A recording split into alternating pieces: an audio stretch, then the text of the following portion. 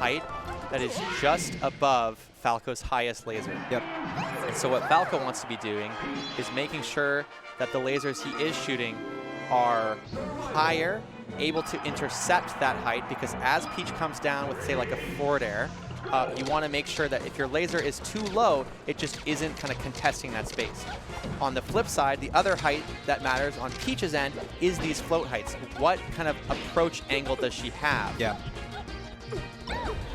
Fishbait, not a bad start so far. Graves definitely been content here to just kind of find the right spacing to be able to shoot these lasers safely, choosing the moments to go in. Fishbait doing a good job at saying, okay, you're ready to come in. You know, you shot your one laser or whatever. I'm ready. Absolutely. One of the other things that we're going to be seeing here, and we're already seeing Graves employ it, is the full jump to the platform. This is honestly one of the things, like, I think Peach is a very good character, but she's a character that has probably one of the most, like, obvious and clear flaws, which is just her vertical mobility is so limited. Really good CC down smash. Going for a nair at that percent, honestly, really risky. And Graves is paying for it. Took 66.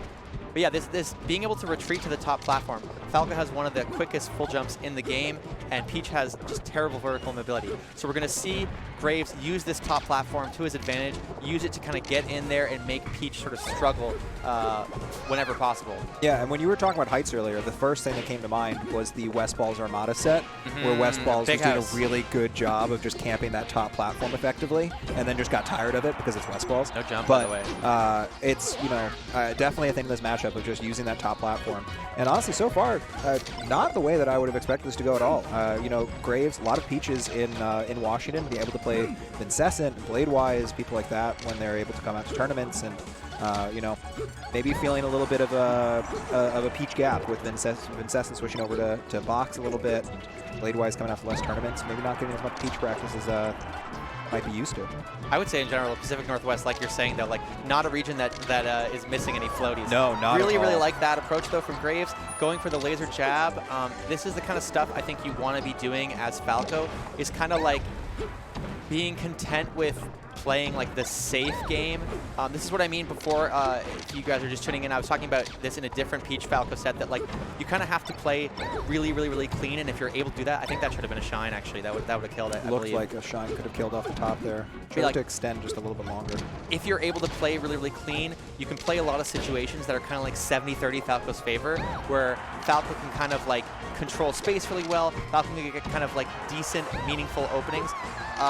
But if you slip up, if you mess up at all, the Peach can just kind of take the stock. So it's this really weird style of matchup. Like 2 hits, Falco's dead. But then the next, ooh, that really should have been the stock. Yeah, but seemed like that really should have been it for Fishbait, but just didn't cover the ledge there. And yeah, it seems like Graves has really found a lot more footing now, right? The thing that I think is like kind of important, though, is not to be like, okay, I found it, and then getting overconfident, right? And like kind of dripping into your previous kind of aggressive game plans. It seems like Graves has really been able to find a little bit more just waiting for the moments, as opposed to just like being like, okay, I'm going to fire some lasers, then go in, right? Instead of saying like, I'm going to play defensively so I can play offensively, instead saying, let me wait and see when it's a good time, right? It's kind of like the difference between you know, listening and waiting for someone to talk, right? There's a big difference. Yeah, no, good analogy. Yeah, important for a talker like me, you know. Part of the brand. One of the things as well that you can tell if the Falco is playing, I think, the matchup correctly, interesting CC on the Shine there, is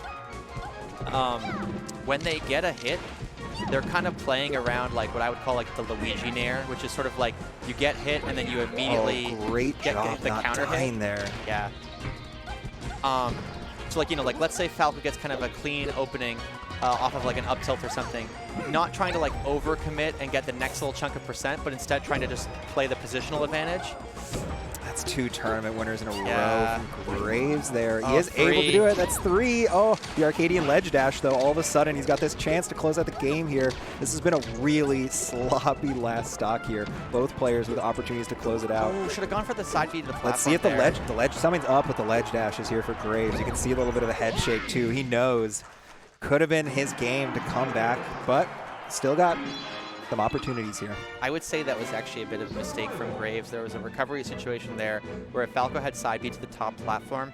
Once again, that top platform, not an easy Very option safe. for Peach to cover. If she believes that Falco is going to go there, she has to hard commit, whether it's off the side B or just in neutral. She has to say, like, Falco is doing this. I'm going to commit my full, like, double jump, float, everything to kind of get to the top. Yep. And it's just not easy to deal with. So Graves opting to go for the ledge instead when there was like a kind of guaranteed safe option.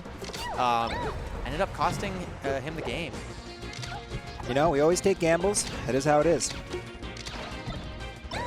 Graves coming out firing this game, though. Yeah, that's it. That's it. Back to Battlefield here. Just like the first set of the day.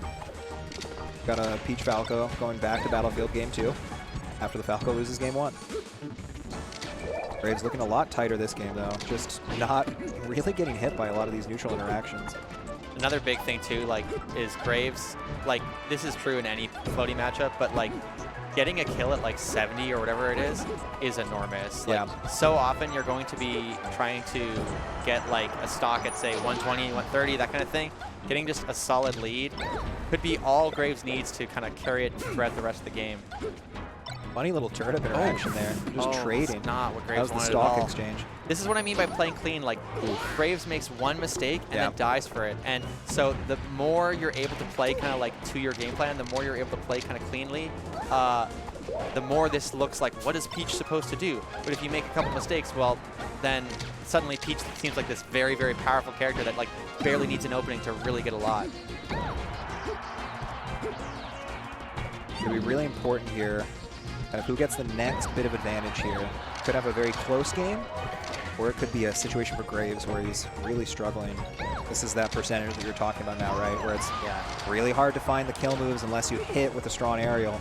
Graves is able to find a back air. Another just random stray move that he's able to live though. Wow. Let's see if he's got one more in him. He does. Great wow. Really, really, really important tech there. Yeah. One of the other things that I think is kind of like present in this dynamic of like make a mistake, suddenly you die. I think there's like a what I'll call like a melee fallacy that occurs, and it goes like this. The Falco player, in this case, generally has a lot stronger neutral options. So because of that, they win neutral more often.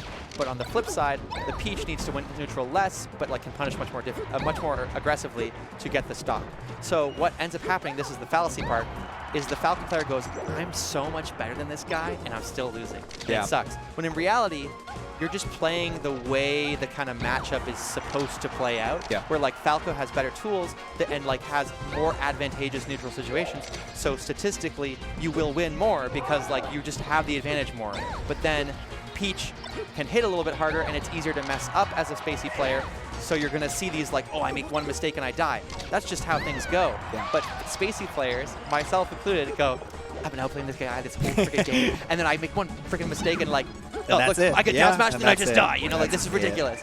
But that's how it goes, jump, right? And that's the set. Wow, great job from Fishbait there. You know, I don't know much about Fishbait. Really played a solid game plan, and like you said, Graves had a lot more kind of neutral wins, but Fishbait punished really, really well, and just did a great job of saying, you've been hitting me hard, I can hit back too. Yeah. Honestly, though, that fallacy idea defines many, many spacey matchups. Yeah. This is the thing. Again, as a spacey player, like, I'm with you guys, okay? I know I'm saying our little secret, but I'm like, one of you. I'm one of you, but I also used to be a